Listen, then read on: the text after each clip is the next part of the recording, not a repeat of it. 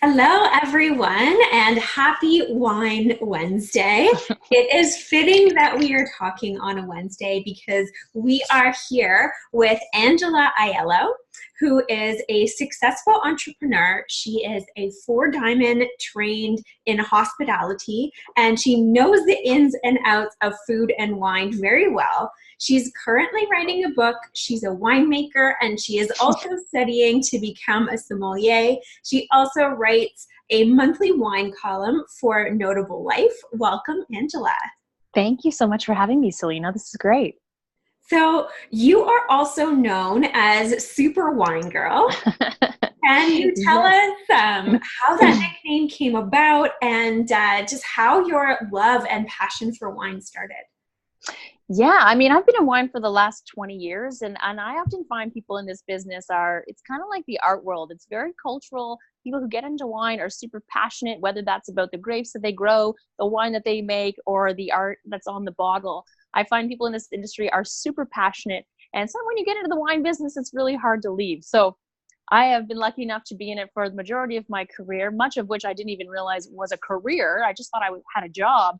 And the next thing you know, I've realized I have an entire 20-year career in the wine business and have trailblazed my way to create my own job actually in the business as a female, as a young person.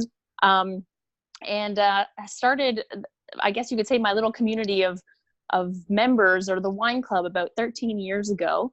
And now I consult with brands and regions, and I write and I do morning show segments. And I find myself more of an educator and a promoter of wine. And then also I like to get my hands dirty, and I'm I was spent a month in South Africa making wine. So I kind of like to take the 360 approach when it comes to understanding a certain element of life. And it's understanding it from the top to the bottom to everything around it. Super Wine Girl came about because, like I was saying earlier, I had one night where I was, maybe had a couple glasses of wine, and was doing some brainstorming into how to elevate my profile as a writer and a journalist. And I Googled on GoDaddy if Super Wine Girl was available, and it was. And that moment made me Super Wine Girl. Well, if you're going to be super anything, Yeah, exactly. that's a very awesome thing to be super for. So good for you. And as you say, you've had a 20-year career in wine, which is amazing. Can you tell us a little bit about your entrepreneurship journey? Because the majority of the people in my community, they are either entrepreneurs or they're ambitious professionals. They're people who are very career focused, type A's, people who like to give everything their 110%. And I know you have that quality too. So can you tell us a bit about what it's been like to be a female entrepreneur, but also I think an added layer in that is to be a female entrepreneur in an industry that's focused around alcohol? Yeah, absolutely. I was lucky enough when I first started to be a blogger 10 years ago to find myself three or four amazing female mentors in this business, who still to this day I meet on a quarterly basis. They're my clients. And I was lucky enough to have them in my corner at a very young start. And I think without them, I would definitely not be where I am today. Being able to have strong mentors that you can go to consistently as an entrepreneur is very important. And I always say to people, that coffee you've been putting off with somebody that you respect, or that phone call with somebody that you really love to be around, or has the spirit that you want to embody. Particularly, obviously, mentorship can work both upwards and downwards. And I love having a team beneath me, but I also am I need support from the top.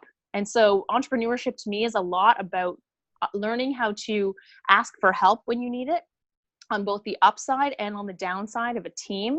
And my journey as an entrepreneur has been a very interesting one, because I come from a bloodline of entrepreneurs. Like I said, my whole family is in the entrepreneur game. And I think back in the day, my grandfather was an entrepreneur. Maybe things were a little easier. I don't think anything was ever really easy as an entrepreneur. And I think the other thing nobody tells you as an entrepreneur is that it's challenging. It's hard. I just got out of a meeting with a friend of mine, and the hustle is real. You have to hustle for everything. And and those, I think those moments too, when you do hustle and you get those clients, you get those jobs, those are the moments when you're like, oh my God, like those are the highs that everybody talks about and that you crave as an entrepreneur. I think what people don't talk about are the lows as an entrepreneur. I think that we don't talk about them enough as humans in general, whether you're, working at a corporate job or an entrepreneur. I think funneling conversations into the moments of challenge definitely need to be embraced a little bit more, because we all have those. And sometimes it's during those times that are harder to reach out. Mm. Totally. I love that so much, because in my community, we are talking, well, first of all, we're celebrating Stress Awareness Month.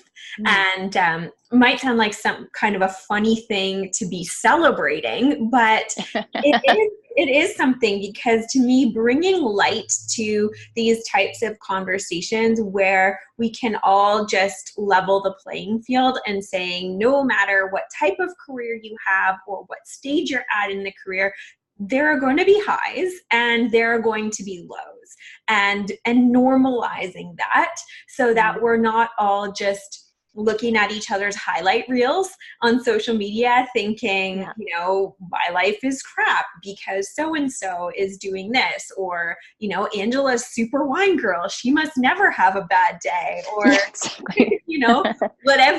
whatever things we conjure up in our minds. I think that, shedding light on the ups and the downs and bringing that conversation to the forefront, because the stories that I hear from people who are joining my Simple Stress Reduction Facebook group, they are struggling with very real things. And I see themes. So many of us are having the same types of challenges, and yet we come into the group thinking that we're alone. Exactly. So I love what you shared about mentors and having those people who get it, because that's what helps to pick you up. Yeah, absolutely. And I think, I think part of being an entrepreneur is, one, loving the hustle. You have to love the hustle, because you're the one that usually benefits from the hustle. In a lot of corporate jobs, you can hustle, but then unless you're in a commission-based position, you're getting a stagnant pay. If you're a hustler and it's like, prime time season, you're making more money during that season. But then a lot of people don't understand how to take it when those 3 or 4 months when there is no business. What do you do? What are you focusing on? How are you financially planning for lulls in your entrepreneurship game? Because it happens, and nobody talks about that either. No one's, an entrepreneurship is not a corporate job. It is a job that is constantly in flux. Much of life is like that, where there are, challenging clients, or there's clients you have to get on right away. There are cycles that you need to understand. And then understanding how to plan financially as an entrepreneur, I think, is also a challenge that not a lot of people are, aware of when they enter into the game of entrepreneurship. Absolutely. And all of those things, if we're not prepared for them or we don't plan properly, they can be really stressful. Yes. And when we talk about stress, it's funny. I think as an entrepreneur, I was able to create a business and then merge a business with a national business. So I created a very small business, but it was, it's a Toronto-based business. And then I merged with a national company. And my thoughts around merging were they're going to help relieve pressure points in the business that were necessarily that I needed help with, which it did. Many of the pressure points that I didn't want to deal with as an entrepreneur, or I found very challenging and super stressful, were alleviated by bringing on a mother company. And then it was so funny though, because then there's other stresses that come up that you could never have planned. So I feel like being an entrepreneur is always about being on your toes. It's about being super self-aware of yourself, because you're the only person, in any position, being self-aware and understanding what you can and cannot set boundaries for is super challenging. Because as an entrepreneur, I'm sure that this, we work a lot. Yeah. And we love our work. That's part of what being a freelancer or being an entrepreneur is you go into work that you just love every day. But it's also like there has to be a balance between work that you love and then like actually having a real life, seeing friends and family, and then being a diverse human too, not always talking about work. Yeah. I found myself, in the latter part of being an entrepreneur, and I was a full entrepreneur for probably 8 years, with a team of about 4 or 5 that I managed. It was like, how do I make sure I'm not talking about work all the time?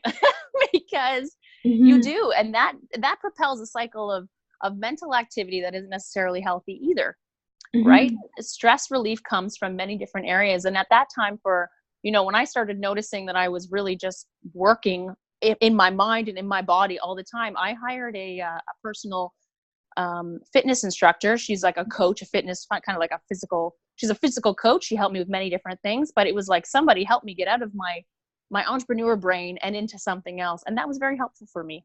Mm-hmm. Yeah, yeah, that's a great suggestion. Actually, I often say to people, the fastest way to get out of your head is to get into your body, is to Mm. do something that's physical.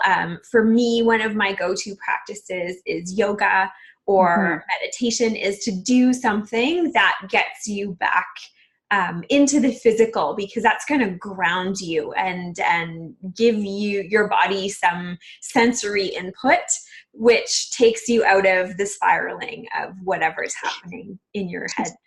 Yeah, exactly. No, it's so true. Yeah. So, what types of things do you do to manage stress? Well, pouring a glass of wine, I guess is kind of, a glass of wine. I would say never having, too much. Obviously, moderation is a key message that I always have when it comes to wine education. I have been working out. Unfortunately, since the last merge, I haven't been able to work out as much as I'd like. But life once again comes in cycles, and for a long time I wasn't in a relationship, and so working out and then working were my top priorities. And now I have a very healthy, loving relationship. That's, now I'm cooking all the time and going grocery shopping and meal planning rather than kind of, denying myself food sometimes. So I think that, for me, and I'm Italian, that I love hosting takes away stress when I can help service other people. Mm-hmm. That's really helpful for me. Definitely getting into my body. I do a lot of swimming. And traveling for me also is a huge stress reliever. I came back from 2 weeks in New Zealand, and that was just, it almost takes the entire, sometimes you feel like living in the city can just get you stressful because you're amongst so much energy. And going out to a place like New Zealand where there's more sheep than people, and you're surrounded by water and nature.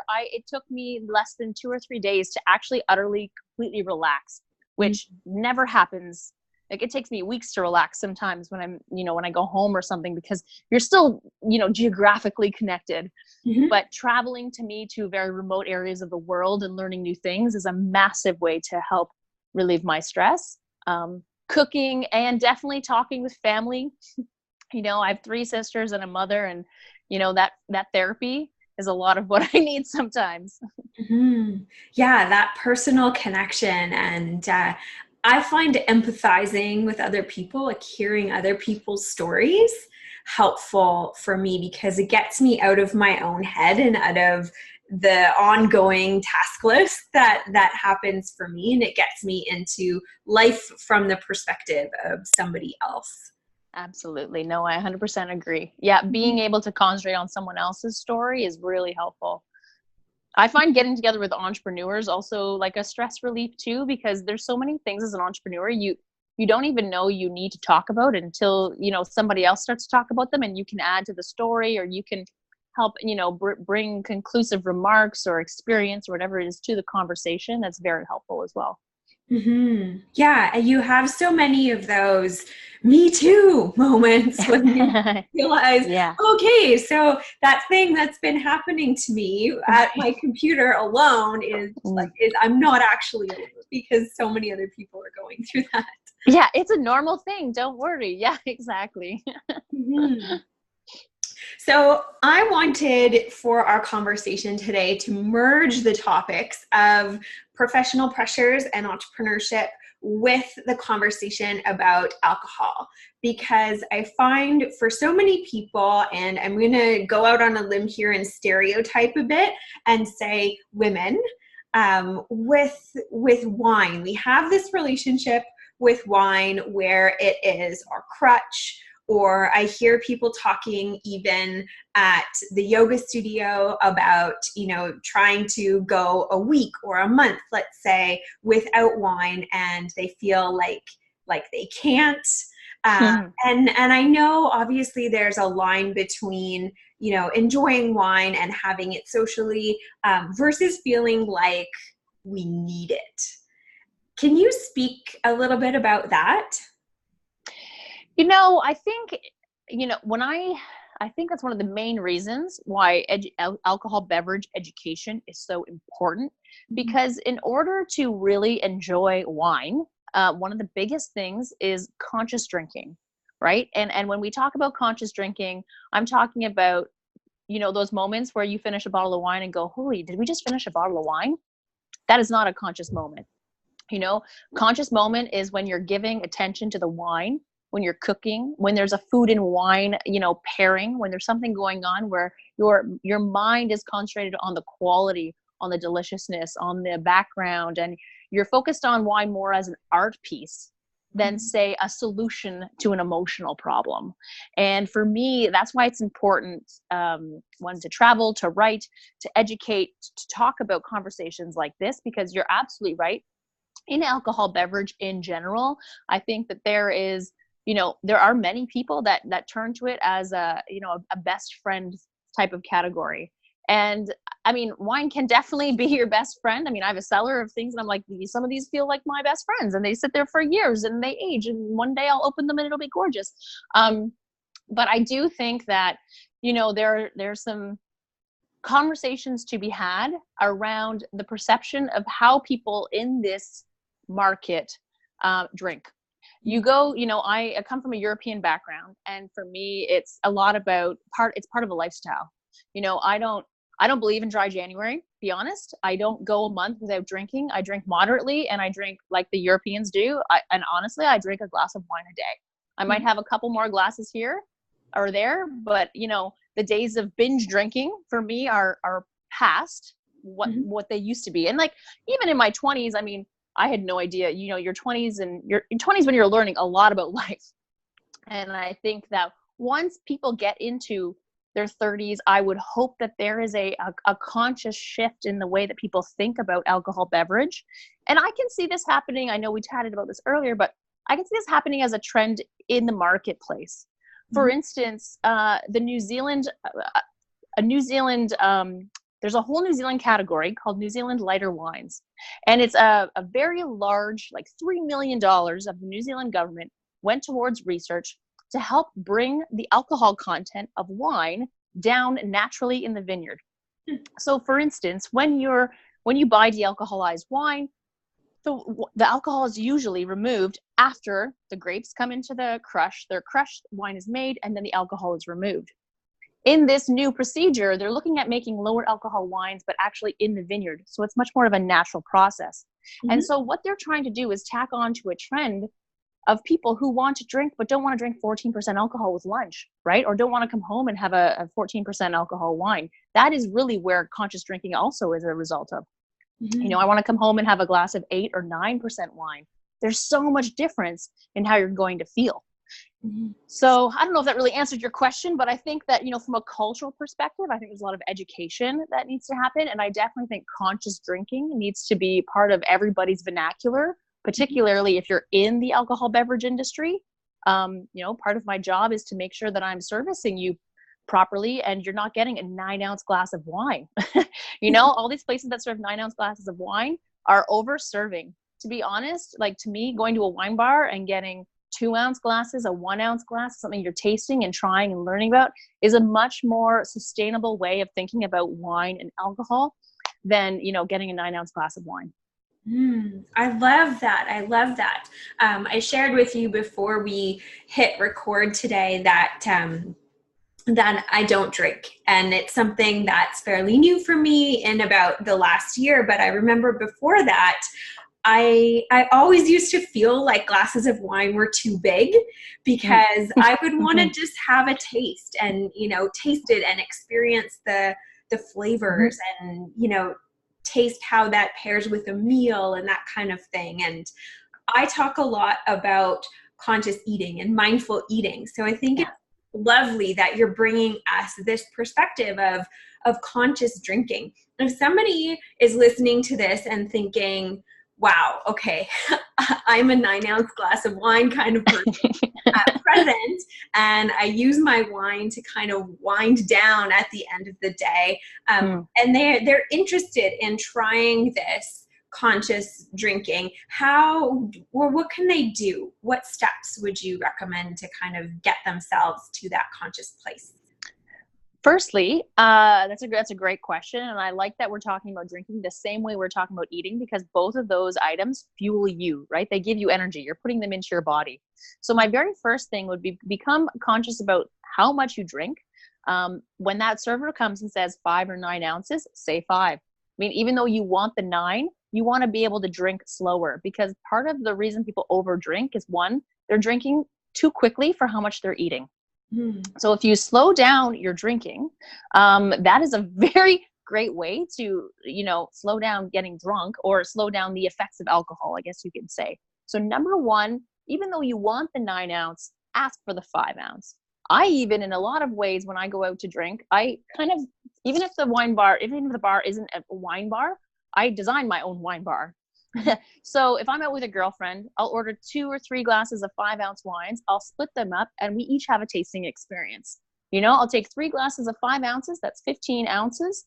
That's 2.5.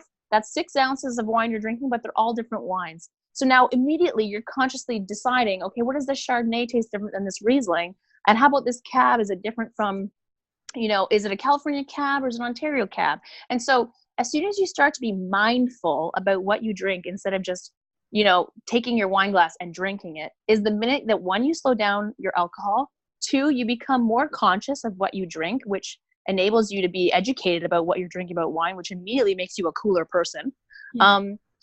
And I think that number one would be to take that moment, take that step of moment where it's like 9 ounce, 5 ounce, take a 5 ounce. And then think about more, instead of just saying, I'll take the white wine for 5 ounces. Ask about what white wines there are. And this is where wine education and intrigue and interest and curiosity comes up. Because this is where you can think about how much alcohol is a California Chardonnay. A little bit more than, let's say, an Ontario Chardonnay. It's only 1 or 2 points, but you could also go to a German Riesling, which is usually 8 or 9 or 10% alcohol. So when you start to make conscious decisions, like you said, about what you eat, the same way you look at a menu and decide, okay, I should be having salmon for lunch because I'm having beef for dinner. I'm only going to have carbs once today. What are those going to be? How do I want those? When you think of your daily intake or your, weekly intake of wine, it's much more, when you start thinking about the back end of wine, that's how you can start becoming much more of a conscious drinker. 1, looking at the alcohol content. 2, looking at the amount that you're ordering. And then 3, using wine as a conversation piece, as an art piece within the function that you have it. Whether you're out for dinner with a girlfriend, whether you're sitting at home with your boyfriend, whether you're, I don't encourage drinking alone if you're going to have a glass of wine, but even thinking about making your own notes, taking a photo on Instagram and making notes about whatever it is that you're drinking, or putting it in your phone. But keeping yourself preoccupied with the quality of the wine and paying attention to that is important as well. I love that, because it takes wine from being that unconscious thing that you just, uncork, pour, drink, to having it as a full experience, as, it's your taste buds getting involved. It's your mind thinking about it and appreciating it. And you can research to understand more about the vineyard or the location and appreciate the bottle and all of that kind of stuff. Yeah, well, when you think about it, I mean, everybody thinks about, I don't know how everybody thinks about wine, but it is an art piece. I mean, I spent a month making wine. I've been in wine for 20 years. And the amount of effort that goes into a bottle of wine, it's so much work. I honestly think people should be paying more for wine, because you have no idea, like, the amount of effort that goes into hand-picking the grapes, to stomping them, to putting them into a vat, to then doing punchovers in the winemaking process, for it to go into an oak barrel for 9 months, and you get it and it's like a $9 glass of wine, and you're going, wow, right? There's so much that is involved in wine that I think once you start opening your mind to it, it's such an exciting thing. That's why people get really passionate and geeky about wine, is that I accumulate your wine preferences like your fashion preferences. So you can curate your closet, to like anything you want based on the season or your preferences, your taste palettes. We all have different palettes. So learning your own style is very important. And it's great for shopping too, because then you start to become much more of a conscious shopper. You're not shopping about for things on sale. You're not shopping for whatever's on the end aisle. You're not shopping for maybe something that your friend told you. Maybe there's actual preferences that you have where you can be a conscious shopper and a conscious drinker.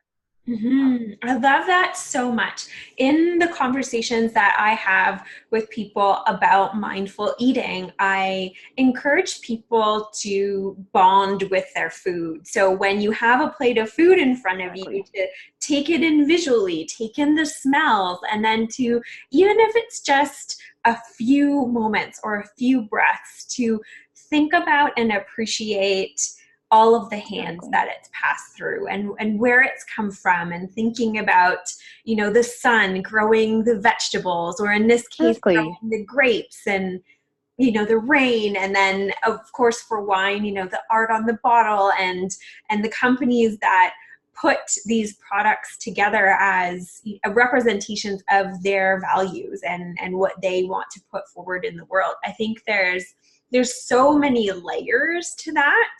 And when you break it down that way, when we realize what it is that we're sitting down to, it makes it more of a well-rounded experience. And I'm going to venture to say it almost becomes spiritual. We can have reverence for what we're taking in, reverence for the wine, gratitude for the process. And it can almost be like a meditation.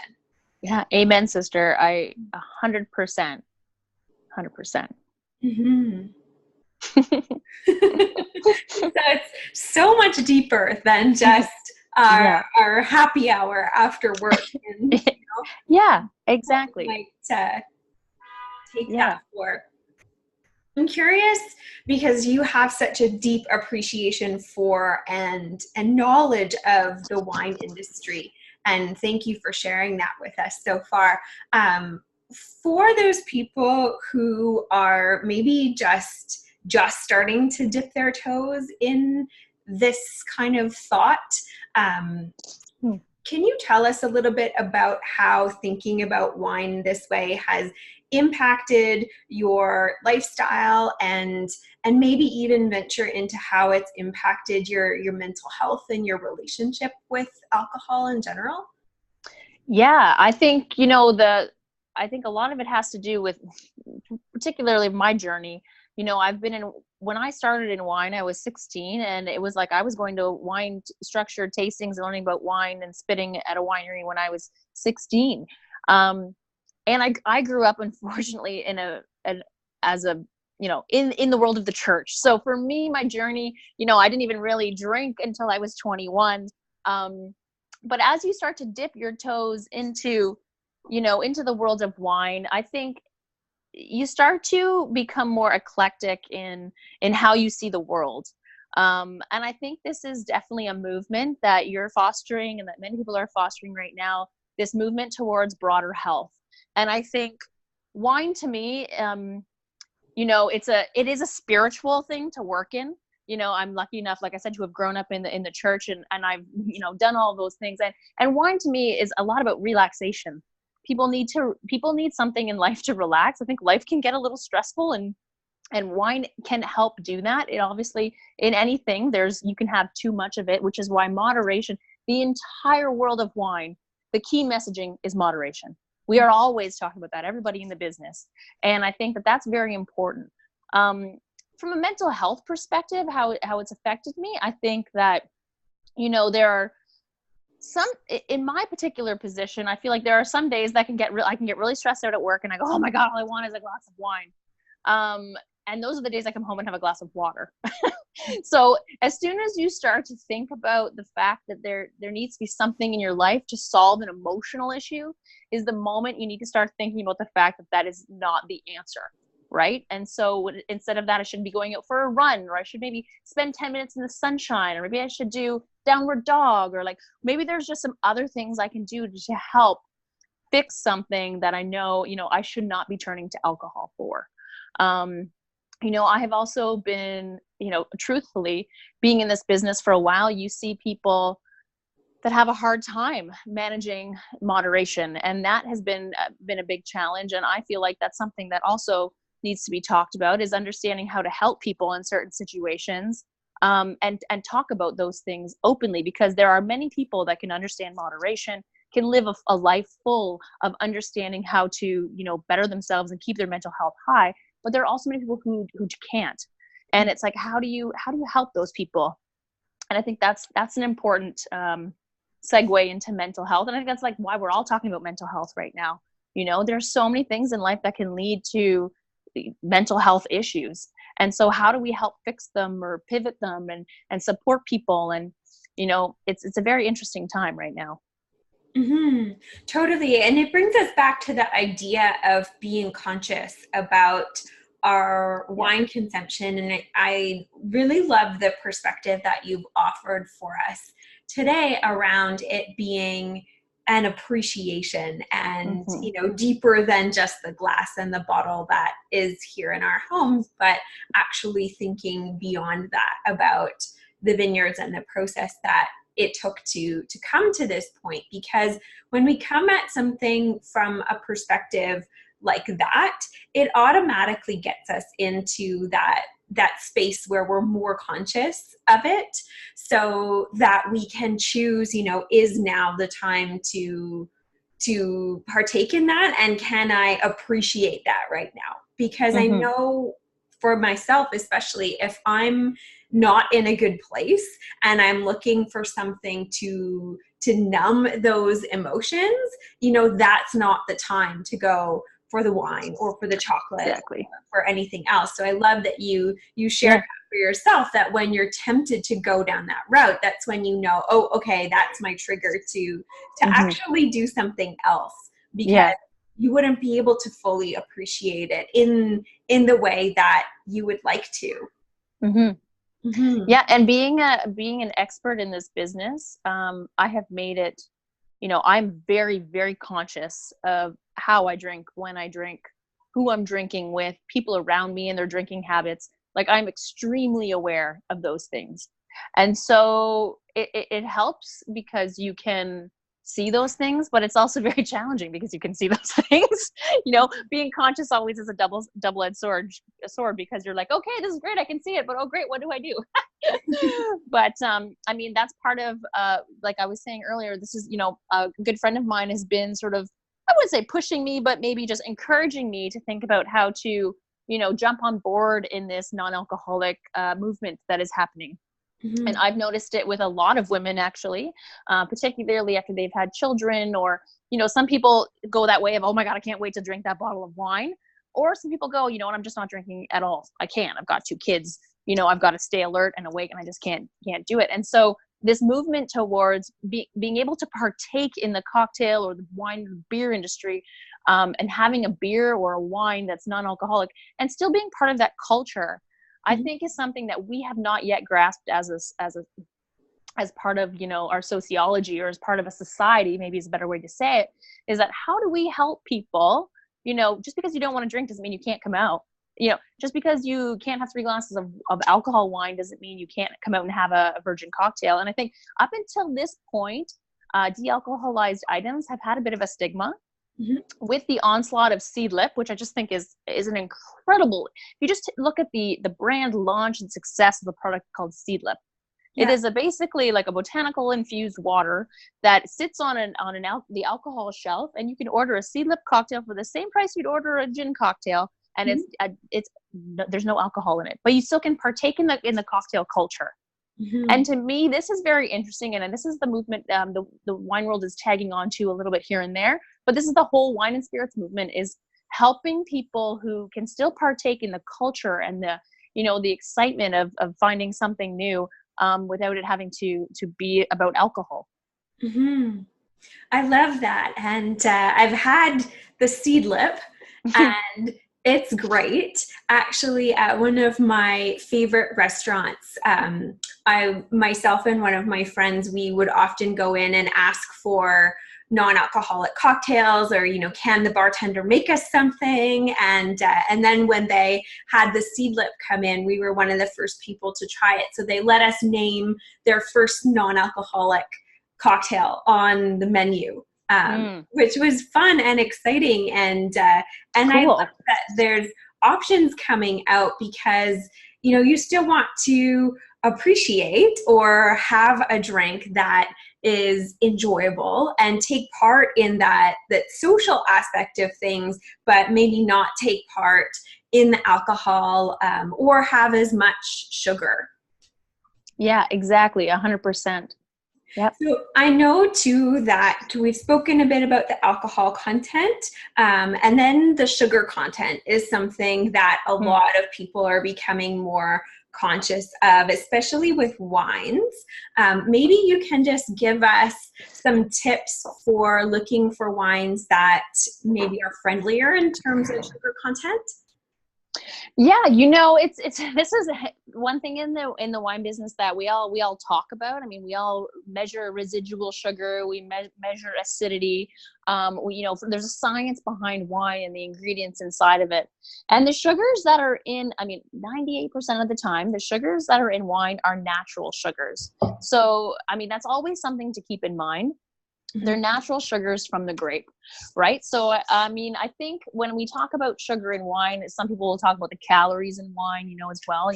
Calories in wine can vary from like 80 to, 200 if you're having like a sweet ice wine or something like that. But once again, it's about moderation. So sugars to me, there's a lot of people in the business that don't like talking about sugars, because it's actually, it's like talking about acidity in a wine. Like, what are we talking about here? And yes, wine has sugar. Yes, wine has residual sugar. Yes, drier wines have less sugar, but that means typically that they have higher alcohol. So when you're looking at the fermentation process, and this is why I was talking about the New Zealand project, about spending so much money to help research this, because when you want a lower alcohol wine, typically you let your grapes grow on the vine.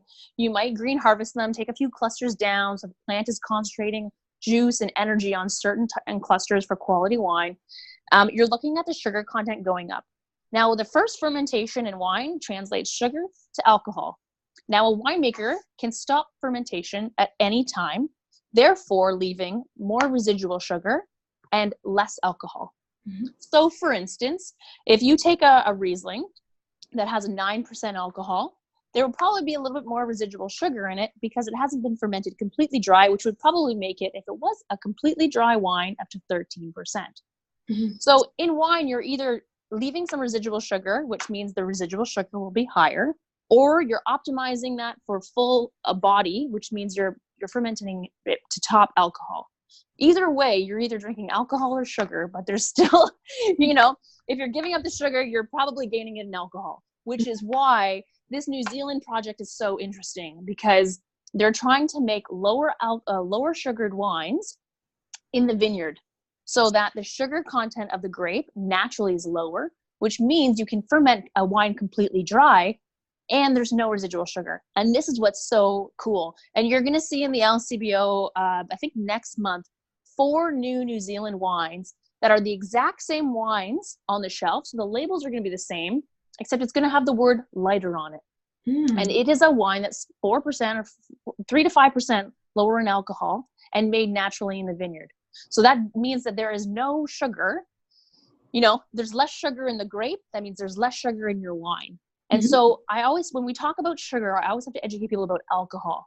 And then you have to educate people about actual grapes, because grapes are basically sugar and water, seeds and skin. That's it. So in order to understand the full, ecosystem around sugar, alcohol, wine, etc., there's all these interesting things to talk about. And one of that is the movement of lower alcohol wines without the natural sugar. That is very cool. Thank you for explaining that to us. And now we're all going to go and watch for those wines. Yeah, the lighter wines. Yeah, it's easy. You can just, I believe they come out next month, or if they're not, they might be in there right now, but they're the exact same wines, and they just have the word lighter on it. So you can take a look at them. They're in the Wines in New Zealand section. That's awesome. Thank you, Angela. You're welcome. That's great. So I want to respect your time, so we're going to wrap up. If you can just share with us maybe what you're working on currently and where we can find out more about you. Yeah, absolutely. I'd love for everybody to follow me on Instagram. It's at Super Wine Girl. If anybody has any wine questions they'd like to throw out, you can send me an email at ask@superwinegirl.com. I'm readily available for private events to host, and you can watch me the third Tuesday of every month on CHCH. I'm going to be doing a lighter wine segment coming up next month. Cool. Yeah, so feel free to reach out. I'm easily available and happy to talk to new people. Awesome. That's great. Well, thank you. And thank you for being part of our conversation and for educating us a little bit more on the experience of wine. I've loved that, and I think it's going to be really valuable for our audience as well. Amazing. Always remember when you're popping open a glass or a bottle of wine to think about conscious drinking and understand the hard work that goes into a bottle of wine, because man, it's hard work crushing those grapes and making wine and doing pump overs. So thank you. That's great. Very well said. So we will all keep that in mind. Thank you so much, Angela. Thank you, Selina.